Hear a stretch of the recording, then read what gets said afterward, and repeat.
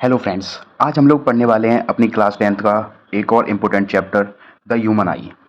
ये जो चैप्टर है the human I and the colourful world, इससे ज़्यादातर थ्योरेटिकल क्वेश्चंस आते हैं। चलिए हम शुरू करते हैं। सबसे पहले द ह्यूमन आई। बहुत बार ना देखा गया है कि अपने बोर्ड एग्जाम में सीधा क्वेश्चन आ गया है कि right a short note on human आई। बात करते हैं ह्यूमन आई की। ह्यूमन आई क्या है? एक मोस्ट वैल्यूएबल और सेंसिटिव सेंस ऑर्गन है। सबसे वैल्यूएबल और सेंसिटिव सेंस ऑर्गन क्यों कह रहे हैं हम? क्योंकि बिना इसके हम कोई भी चीज़ देख नहीं सकते। हम स्मेल करके चीज़ों को पहचान सकते हैं, हम टच करके फील करके चीज़ों को पहचान सकते हैं, लेकिन बिना देखे हम किसी भी चीज़ का कलर वगैरह ये तो नहीं बता सकते ना। इसीलिए इसको सबसे वैल्यूएबल और सेंसिटिव बोला गया है। Because of that it enables us to see wonderful world and the colours around us. इसकी ही वजह से हम क्या करते हैं, अपने आसपास की सुंदर सी दुनिया को और कलर्स को देख पाते हैं। अब आप देख सकते हैं जो अपनी ह्यूमन आई है ना, वो बहुत सारी चीज़ों से मिलकर बनी है। जैसे कॉर्निया है, आयरस है, प्यूपल है, क्रिस्टलाइन लेंस है, और ये ऑप्टिकल नर्व है, रेटिना है। तो हम इसमें से ना कुछ इंपॉर्टेंट चीज़ों को जान लेते हैं ये होता क्या है। तो हम सबसे पहले बात करेंगे मोस्ट इंपॉर्टेंट की, जो है रेटिना। रेटिना क्या है? It is a sensitive light sensitive screen where the image is form. जो हमारी हम चीज़ों को देखते हैं ना, जो इमेज बनती है ना, वो कहाँ पर बनती है? रेटिना के ऊपर। इसके बाद जो सेकंड मोस्ट इंपोर्टेंट है ना, वो है कॉर्निया। कॉर्निया क्या है? एक थिन मेम्ब्रेन है जिसकी वजह से, जिसके ऊपर मतलब जिसके थ्रू पास होकर ना लाइट हमारी एंटर करती है। लाइट एंटर किसके थ्रू करती है? कॉर्निया के थ्रू। नेक्स्ट आता है third important is crystalline lens. अब जो क्रिस्टलाइन लेंस ये है ना, क्रिस्टलाइन लेंस, इनकी ही वजह से अपनी जो आइज है ना, वो अपनी फोकल लेंथ चेंज करती है। कौन सा ऑब्जेक्ट कितनी दूर पर रखा है, वो हम जो हमारी आइज कॉन्ट्रैक्ट होती हैं कभी, तो वो सब ना इसकी वजह से ही होता है। वो हम लोग अच्छे से देखते हैं जूम करके, और अच्छी स्क्रीन रेटिना पर ना अच्छी इमेज बने, वो सब किसकी वजह से होता है? क्रिस्टलाइन लेंस की वजह से। जो हमारी फोकल लेंथ है ना, वो यही एडजस्ट करता है। नेक्स्ट बात करते हैं हम आयरस की। आयरस क्या है? एक डार्क मस्कुलर डायफ्राम है जो क्या कंट्रोल कंट्रोल करता है? प्यूपल का साइज। प्यूपल का साइज कौन कंट्रोल करता है? आयरस। अब प्यूपल क्या होता है? रेगुलेट और कंट्रोल करता है अमाउंट ऑफ लाइट को जो कि एंटर कर रही है आइज में। अपनी आइज में कितनी अमाउंट ऑफ लाइट जाएगी वो प्यूपल पे डिपेंड होता है। अब हम बात करते हैं जो अपना लास्ट पार्ट दिख रहा है ना इस ह्यूमन आई में, वो है ऑप्टिकल नर्व, जो ये नीचे की तरफ गया है। ऑप्टिकल नर्व क्या करता है? ये जो अपनी सेंसिटिव स्क्रीन है ना, रेटिना, रेटिना क्या करती है? जनरेट करती है इलेक्ट्रिकल सिग्नल को। यही इलेक्ट्रिकल सिग्नल ऑप्टिकल नर्व के थ्रू हमारे ब्रेन तक जाते हैं, जिससे हमें पता चलता है कि हम किस चीज़ को देख रहे हैं, कौन सा कलर देख रहे हैं। तो ऑप्टिकल नर्व रेटिना से जनरेट हुए इलेक्ट्रिक सिग्नल को ब्रेन तक भेजने का काम करती है। तो यहाँ पर हमारी हो गई ह्यूमन आई कंप्लीट। तो ह्यूमन आई का एक शॉर्ट नोट अब हम बड़ी आसानी से लिख सकते हैं। ह्यूमन आई की डेफिनेशन अगर सिर्फ एक या नंबर में आती है तो ह्यूमन आई की डेफिनेशन बना लिख के खत्म कर देंगे। 3 नंबर में आती है तो ह्यूमन आई की डेफिनेशन के साथ साथ हम डायग्राम बना के खत्म कर देंगे। 5 नंबर में कोई क्वेश्चन आ जाता है तो ह्यूमन आई की डेफिनेशन, उसके साथ साथ डायग्राम, डायग्राम के साथ साथ कुछ चीज़ें हम लिख देंगे, ये सब छोटी मोटी। जो नेक्स्ट टॉपिक आता है वो अपने पास है power of accommodation. Power of accommodation क्या होता है? अपनी आई की एबिलिटी क्या है, जो मतलब वो एबिलिटी आई की जिसकी वजह से जो फोकल लेंथ है ना वो एडजस्ट होती है, वो होती है power of accommodation. The ability of eye to adjust the focal length is called power of accommodation. तो पावर ऑफ एकोमोडेशन क्या है कि फोकल लेंथ जो अपनी ह्यूमन आई एडजस्ट करती है ना, वो फोकल लेंथ कैसे एडजस्ट करती है उसको हम पावर ऑफ एकोमोडेशन कहते हैं। पावर ऑफ एकोमोडेशन में एक चीज और आ जाती है इंपॉर्टेंट, कि जो हम लोग ना दूर तक तो कितना भी देख सकते हैं, जो हमारा डेस्टिनेट जो विजन है ना वो क्या है? इन्फिनिटी, कितना भी दूर का हम देख सकते हैं। लेकिन जो नियर बाई ऑब्जेक्ट हम कितना देख सकते हैं? अपने पास से पास एकदम जो क्लियरली दिखता है वो 25 सेंटीमीटर तक का ही दिखता है। 25 सेंटीमीटर से अगर पास में कोई चीज़ आ जाती है, कोई भी ऑब्जेक्ट आ जाता है, तो हमें वो क्लियरली नहीं दिखता है। इतने पर हमें कैसा दिखेगा? कोई भी ऑब्जेक्ट हो वो एकदम क्लियर दिखेगा। अब इसके बाद अपना नेक्स्ट टॉपिक आता है वो है डिफेक्ट्स। ह्यूमन आई में क्या क्या डिफेक्ट आ जाते हैं, अब हम पढ़ेंगे वो डिफेक्ट्स, डिफेक्ट्स ऑफ ह्यूमन आई। तो विजन डिफेक्ट्स कैसे आएंगे? विजन में कितनी दूर की चीज़ें हमें दिख रही हैं या नहीं दिख रही हैं, पास की दिख रही हैं या नहीं दिख रही हैं। तो हमारी ना एनसीईआरटी बुक में 3 डिफेक्ट्स दिए गए हैं अपने पास ना, 3 डिफेक्ट्स हैं जो हमें पढ़ने हैं अभी। कौन कौन से? पहला है मायोपिया। पहला क्या है? मायोपिया। क्या है पहला? मायोपिया। स्पेलिंग से मिस्टेक हो गई थी। क्या है? मायोपिया। सेकंड क्या है? Hypermetropia. Hypermetropia. And the last क्या है हमारे पास? प्रेसबायोपिया। अब हम एक एक करके इन तीनों को हमें पढ़ना है। ये तीनों, मायोपिया, हाइपरमेट्रोपिया और प्रेसबायोपिया, ये तीनों हैं हमारे मोस्ट इंपोर्टेंट। लोग सबसे पहले बात किसकी करेंगे, मायोपिया की। मायोपिया को नियर साइटेडनेस भी कहते हैं। और मायोपिया में क्या होता है, हम पास के ऑब्जेक्ट्स को देख सकते हैं, can see near by object clearly, और दूर के ऑब्जेक्ट्स को नहीं देख सकते हैं। क्या होता है, जब किसी इंसान को पास की चीजें अगर दिख रही हैं और दूर की चीजें नहीं दिख रही हैं तो समझ लो उसको मायोपिया हो गई है। अब मायोपिया में क्या होता है, इमेज जो है ना वो रेटिना के सामने बन जाती है। Image formed in front of retina, in front of retina. Retina क्या थी, अपनी लाइट सेंसिटिव स्क्रीन जिसके ऊपर इमेज बन रही थी। मतलब देखो होता क्या है एक्चुअल में, इसमें जो अपनी नॉर्मल आई होती है ना, मान लो ये है अपनी ह्यूमन आई, ठीक है, और मान लेंगे ये है इस पे रेटिना, ये है अपनी सेंसिटिव स्क्रीन रेटिना, यहाँ इमेज बनेगी, ठीक है।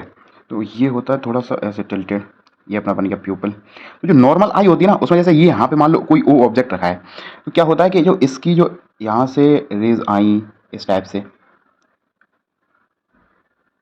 तो क्या होता है यहाँ से ये ऐसे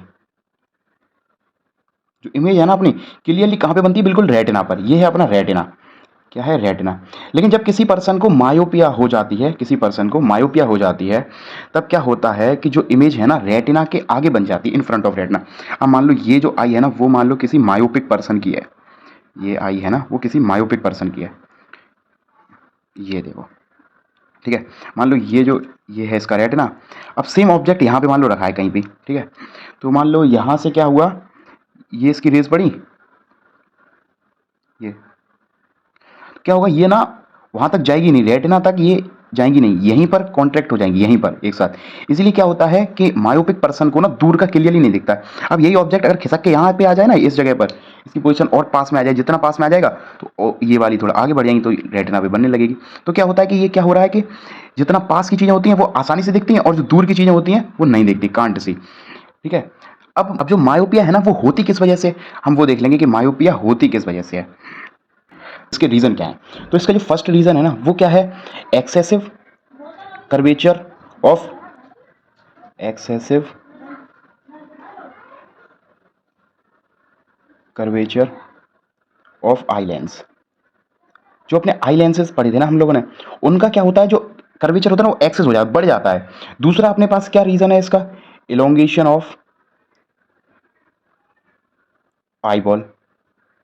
जो अपनी आई बॉल है ना वो इलोंगेट हो जाती है, वो बड़ी हो जाती है। अगर आई बॉल ना बड़ी हो जाएगी, इलोंगेट हो जाएगी, तो क्या करेगी, इमेज को ना यहीं पर पास में बना देगी, जितना हो सकेगा पास में, रेटिना तक इसकी जो रेज है ना वो रेटिना तक जाएंगी नहीं, यहीं पास में बन जाएंगी, इसीलिए मायोपिया हो जाती है। अब हम इसको सही कैसे कर सकते हैं, ये तो हमारे पास हो गए दो रीज़न कि किस वजह से ये हो जाती है मायोपिया डिसीज़। अब हम देखेंगे कि ये सही कैसे होंगी। मान लो किसी को मायोपिया है, वो होती किस वजह से, वो हमने दो रीज़न यहाँ पर जान लिए। अब ये सही कैसे करेंगे, हमने पिछले चैप्टर में पढ़ा था जो अपना कॉनकेव लेंस होता है ना, कॉनकेव लेंस, कॉनकेव लेंस जो इस टाइप का था, ये स्ट्रक्चर हमने अपने पिछले चैप्टर में पढ़ चुके हैं इसको। ये कैसा होता है, डाइवर्जिंग लेंस होता है। कैसा होता है, diverging lens, diverging lens. Diverging lens क्या करेगा, जो हमारी इमेज यहाँ पर बननी, जो रेज आकर यहीं पे यहाँ इकट्ठी हो जा रही ना, ये क्या करेगा, यहाँ अगर हम इस लेंस को यूज करेंगे तो क्या कर देगा, डाइवर्ज कर देगा। तो ना अपनी जो रेज है ना, अपनी जो रेज है ना वो कहाँ पर जाएंगी, पूरी रेटिना तक चली जाएंगी और हमारी इमेज क्लियरली बन जाएगी। तो हम कहते हैं जो जो गॉगल्स यूज करते हैं लोग, जिनको मायोपिया हो जाती है, उनके जो गॉगल्स में क्या होता है, कॉनकेव लेंस यूज होता है। उस केस में क्या होगा, जैसे मान लो ये अपनी आई है, ये मान लो आई है, कैसी बन गई ये बेकार सी, इसको छोड़ो, ये दूसरी बनाते हैं। मान लो ये है आई, ठीक है, ये है रेटिना। अगर मान लो किसी पर्सन ने गॉगल्स यूज करे जिसका क्या है, कॉनकेव लेंस है, तो क्या होगा, मान लो उसने यहाँ लगाया कॉनकेव लेंस, सेम ऑब्जेक्ट है यहाँ पर रखा हुआ है, इसकी रेज आई, उसने क्या किया, उन रेज ने क्या किया, यहीं पर इसी जैसे इस गॉगल्स में टच हुई, कॉनकेव लेंस में टच हुई, वो यहीं से थोड़ी डाइवर्स हो गई, कैसी होंगी, थोड़ी सी दूर चलेंगी इधर। फिर क्या हुआ, फिर जाकर ये यहाँ पर धीरे धीरे इकट्ठी हो जाएंगी, कहाँ पर बनेगी, जाके रेटिना पर, इमेज कहाँ बन जाएगी, रेटिना पर। तो हमें अगर मायोपिक पर्सन को, मायोपिया को करेक्ट करना है, इस मायोपिया नामक डिफेक्ट को करेक्ट करना है, तो क्या यूज़ करते हैं हम, कॉनकेव लेंस। आपके पास डायग्राम भी हो गई एक, ये फर्स्ट अगर नॉर्मल आई है तो ऐसा दिखेगा, मायोपिया हो गई है तो इस टाइप से बनेगा, और मायोपिया सही करने के लिए हमने कॉनकेव लेंस को अगर यूज़ कर लिया तो थर्ड डायग्राम हमारे पास ऐसा बनेगा। अब जो सेकंड डिफेक्ट आता है हमारे पास वो कौन सा है? हाइपरमेट्रोपिया। सेकंड कौन सा है? हाइपरमेट्रोपिया। हाइपरमेट्रोपिया को हम क्या कहते हैं? जैसे हम मायोपिया को कह रहे थे नियर साइटेडनेस, इसको हम कहते हैं फार साइटेडनेस। फार साइटेडनेस। अब फार साइटेडनेस में क्या है? नियर साइटेडनेस में हमें नियर की चीजें दिख रही थी, पास की दूर की नहीं दिख रही थी। फार साइटेडनेस में क्या है? हमें दूर की चीजें दिखती हैं, पास की नहीं दिखती हैं। अगर किसी और इंसान को हाइपरमेट्रोपिया है तो वो क्या करेगा? उसको पास की चीजें नहीं दिखेंगी। Can't see near by object clearly. Can't see near by objects clearly, but can see distant object.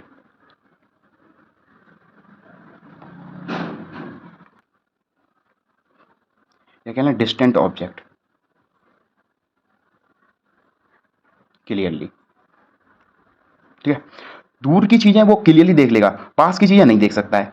अब जैसे मायोपिया में क्या हो रहा था? रेटिना से पहले इमेज मतलब बन जा रही थी, इसलिए चीजें दूर की चीजें क्लियर नहीं दिख रही। इसमें क्या होता है?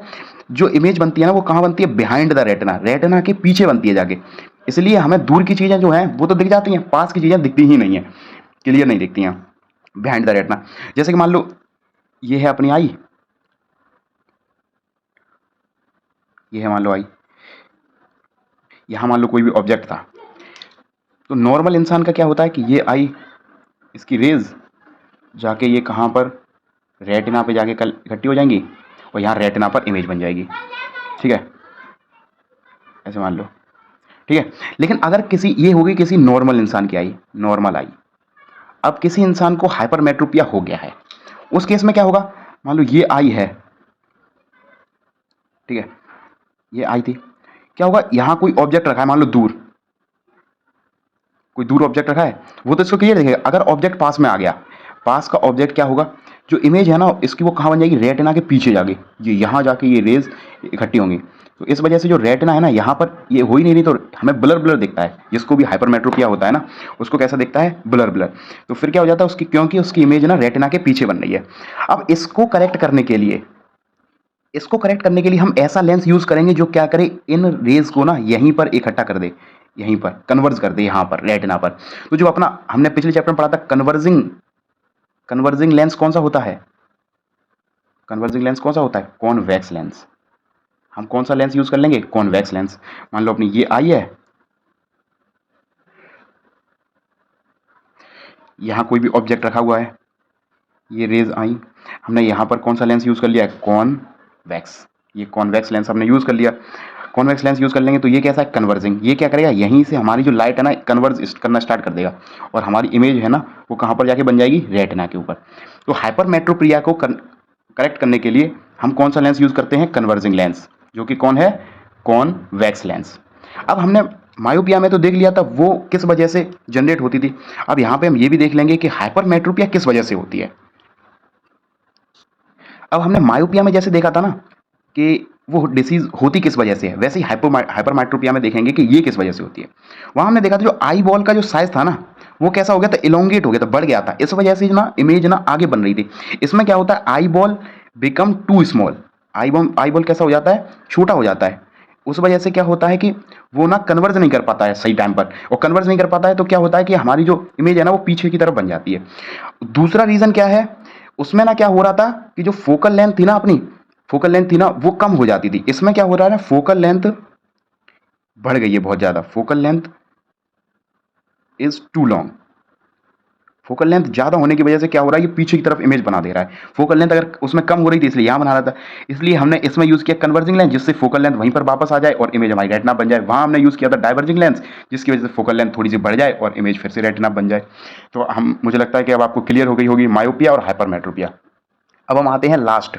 तो हमारे पास जो लास्ट डिफेक्ट है ना वो क्या है? Third, presbyopia. क्या है? प्रेसबायोपिया। प्रेसबायोपिया क्या है? ये ना एज के हिसाब से हो जाता है, अकॉर्डिंग टू एज। किस पे डिपेंड करता है? According to as.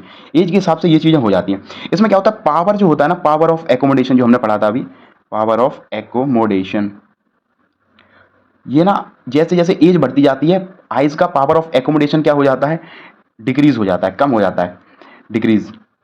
जैसे पावर ऑफ एकोमोडेशन डिक्रीज हो जाता है, क्या होता है, हमें ना तो ज़्यादा दूर की चीज़ें दिखती हैं, ना तो ज़्यादा पास की चीज़ें दिखती हैं। तो हम इसको करेक्ट करने के लिए, प्रेस बायोपिया को करेक्ट करने के लिए बाई फोकल लेंथ यूज़ करते हैं, बाई फोकल लेंस। अब बाई फोकल लेंस में क्या होता है, कॉन्वेक्स लेंस भी आ जाता है, कॉनकेव भी आ जाता है। तो जो हमारा जो गॉगल्स बनते हैं ना, उसमें क्या होता है, अपर पार्ट में, मान लो ये है एक, तो जो इसका अपर पार्ट होगा ना, अपर पार्ट, उसमें हम क्या यूज़ करते हैं, कॉनकेव लेंस। अपर पार्ट में यूज़ कर लेते हैं हम कॉनकेव लेंस, और लोअर पार्ट में क्या यूज़ कर लेते हैं, कॉन्वेक्स लेंस। जिससे कि इन दोनों लेंसेज से बने हुए गॉगल्स को यूज़ करके प्रेस बायोपिया से हम आसानी से प्रेस बायोपिया को करेक्ट कर सकते हैं। तो ये ना एज के हिसाब से होती है, इसका कोई वो पर्टिकुलर वैसा कोई रीज़न नहीं है। ये एज के हिसाब से जो हमारी आइज़ है ना वो वीक हो जाती हैं, उनका पावर ऑफ एकोमोडेशन कम हो जाता है, और उस वजह से ये प्रेस बायोपिया हो जाती है। और उसको हम सही कर लेते हैं बाईफोकल लेंसेज को यूज़ करके, जिसमें ऊपर वाले एक ही गॉगल में दोनों लेंस को यूज़ करते हैं, जिसमें अपर पार्ट में कॉनकेव लगता है और लोअर पार्ट में कॉन्वेक्स लगता है। All clear I think about this defects and I. अब अपने पास जो नेक्स्ट टॉपिक आता है उसका नाम है प्रिज्म। अब हम पढ़ने वाले हैं प्रिज्म को। प्रिज्म पढ़ने से पहले हम थोड़ा जान लेंगे अपने कलर्स के बारे में। मतलब प्राइमरी कलर्स क्या होते हैं, ये आपने शायद छोटी क्लासेस में 8th 9th में सीखा होगा। प्राइमरी कलर्स, सेकेंडरी कलर्स क्या होते हैं। प्राइमरी कलर्स कौन कौन से होते हैं, प्राइमरी कलर्स ना अपने पास 3 होते हैं। कौन कौन से, ग्रीन, ब्लू, रेड। गब्बर, ऐसे याद कर लेंगे हम लोग इनको, गब्बर, गब्बर मूवी देखिए ना, वहीं से गब्बर, ग्रीन ब्लू रेड। इनसे मिलकर बनने वाले, ग्रीन ब्लू से मिलकर या ब्लू और रेड से मिलकर और ग्रीन और रेड से मिलकर जो भी कलर्स बनते हैं उनको हम रखते हैं सेकेंडरी कलर की कैटेगरी में। और इन तीनों को मिलाकर जो कलर बनता है वो है वाइट कलर। तो वही आज हम प्रिज्म में पढ़ने वाले हैं, वाइट लाइट का स्प्लिट होना और वाइट लाइट से बनने वाले सारे कलर्स। तो हम इसमें क्या पढ़ेंगे, जैसे मान लो ये एक प्रिज्म है, ये है अपने पास एक प्रिज्म। अगर प्रिज्म पर हम कोई भी लाइट ऐसे डालते हैं तो ये लाइट ना 7 डिफरेंट कलर्स में स्प्लिट हो जाती है और यहाँ स्पेक्ट्रम बन जाता है ऐसे। अच्छा, हमने ना पिछले चैप्टर में पढ़ा था कि अगर कोई भी लाइट रे रेयर मीडियम से डेंसर मीडियम में जाए तो वो अपने नॉर्मल से, मान लो ये इसके ऊपर परपेंडिकुलर पड़ी नॉर्मल, तो अपने नॉर्मल से ना वो क्या करती है, नॉर्मल की तरफ बेंड होती है। मतलब ये है नॉर्मल रे, तो ये इधर से आ रही थी और नॉर्मल की तरफ बेंड होगी ना, इस तरफ देखो, नॉर्मल की तरफ थोड़ी सी। अगर कोई लाइट ना बाहर डेंसर मीडियम से रेयर मीडियम में जाएगी तो कहाँ जाती है वो, अवे फ्रॉम दी नॉर्मल। अगर इसकी नॉर्मल ऐसी है तो कहाँ से जाएगी, अवे फ्रॉम दी नॉर्मल, और थोड़ा दूर। तो ये जो रेज होती है ना ऐसे चली जाती है। अच्छा, अब वो छोड़ो, वो अपना पिछला चैप्टर था। ये क्या हुआ, 7 लाइट्स में एक वाइट लाइट ना प्रिज्म पर गिरने के बाद 7 कलर्स की अलग अलग डिफरेंट लाइट्स में ना स्प्लिट हो जाती है। अब वो 7 कलर कौन कौन से होते हैं, वॉयलेट, वॉयलेट के बाद इंडिगो, इंडिगो के बाद आता है ब्लू, ब्लू के बाद ग्रीन, ग्रीन के बाद येलो, येलो के बाद ऑरेंज और सबसे ऊपर रेड। तो इस तरीके से ही ये कलर्स में टूटती है। यहाँ पर होता है सबसे ऊपर रेड कलर और नीचे सबसे वॉयलेट कलर। इसको ही हमने नाम दिया विबग्योर, इसको ऐसे अच्छे से लिख लेंगे, क्या है, विबग्योर। तो एक वाइट लाइट का 7 कलर की लाइट में टूटना क्या होता है, विबग्योर। तो यहाँ क्या हो रहा है, ये जो लाइट टूट रही है ना, स्प्लिटिंग ऑफ लाइट, इस स्प्लिटिंग ऑफ लाइट को हम क्या कहते हैं, स्प्लिटिंग ऑफ लाइट क्या कहते हैं हम, आपके पास वर्ड ये बहुत बार आया होगा इस बुक में, डिस्पर्जन। डिस्पर्जन क्या होता है, splitting of white light into different colour या component colours is called dispersion. अब एक वर्ड और आता है अपने पास कि जो व्हाइट लाइट यहाँ पर टूटकर ये जो अलग अलग कलर दे रही है ना, bending of coloured component in light beam. ये जो बेंड हो रही है ना लाइट बीम कलर्ड कलर में, इस यहाँ पर जो बनना है ना, इसको क्या कहते हैं, स्पेक्ट्रम। क्या कहते हैं हम लोग, स्पेक्ट्रम। तो हमें ना यहाँ से एक थ्योरी और याद आती है न्यूटन की, हमारी एनसीईआरटी बुक में दे भी रखी है। क्या कहा था न्यूटन ने, फिजिक्स की बात आए और न्यूटन का नाम ना आए, ऐसा हो सकता है क्या। तो न्यूटन ने क्या कहा था हमारे पास, न्यूटन ने कहा था अगर कोई भी एक हम स्पेक्ट्रम ले लें, जैसे ये जो व्हाइट लाइट आई थी ना, इसने ना 7 डिफरेंट कलर्स दिए हमें, ठीक है। अगर न्यूटन ने कहा था अगर हम ऐसा ही सेम एक और प्रिज्म ले लें, प्रिज्म, और इसके सामने ही रख दें, तो ये जो लाइट पिछले वाले प्रिज्म से स्प्लिट होकर आई है ना, जब इस पर गिरेगी ना तो वापस से हमें क्या दे देगी, सेम वाइट लाइट दे देगी। जैसी लाइट यहाँ से ये एंटर हुई थी वैसी ही वाइट लाइट यहाँ पर निकलेगी। इसको हम क्या कहते हैं, इस टॉपिक का नाम क्या है, recombination of spectrum of white light.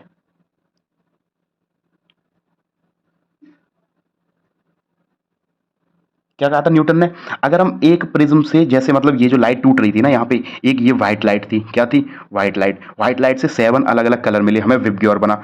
अगर न्यूटन ने क्या बोला, अगर इस प्रिज्म के सामने ऐसा ही एक और प्रिज्म उल्टा करके रख दिया जाए तो ये जो लाइट है ना, जो डिफरेंट कलर में टूटी है ना, वो दोबारा से कंपाइल इकट्ठी हो जाएगी और क्या कर देगी, दोबारा से हमें एक व्हाइट लाइट दे देगी यहाँ पर। ये चीज किसने बताई थी? न्यूटन ने। इसको हम क्या कहते हैं? Recombination of spectrum of light. तो इस ऑब्जर्वेशन ने ना न्यूटन को एक आइडिया दिया। क्या आइडिया दिया? जो अपनी सनलाइट होती है ना, सनलाइट, वो भी तो अपना रेनबो बनाती है ना, रेनबो। और रेनबो में यही कलर्स तो होते हैं, तो इसका मतलब जो सनलाइट है ना, वो भी स्पेक्ट्रम बना रही है। तो जितनी भी लाइट स्पेक्ट्रम बनाती हैं, वो सब क्या होती हैं? वाइट लाइट होती हैं। वो सब क्या होती हैं? वाइट लाइट होती हैं। ये कहा किसने? न्यूटन ने। अब हमारे पास वहीं से एक फिनोमेना और आता है अपने पास। कौन सा फिनोमेना? रेनबो वाला। कौन सा फिनोमेना? रेनबो का। अब जो अपना रेनबो बनता है ना, रेनबो, रेनबो में कब बनता है? जब थोड़ी थोड़ी बारिश हो रही हो और धूप, बारिश हो रही हो और प्लस सन भी हो अपने पास, तो उस टाइम क्या होता है, जो वाटर की ड्रॉपलेट्स होती है ना, छोटी छोटी ड्रॉपलेट्स, ये जो छोटी छोटी ड्रॉपलेट्स होती हैं, ये किसका वर्क करती हैं? प्रिज्म का। तो प्रिज्म का काम कौन करता है? ये वाटर ड्रॉपलेट्स।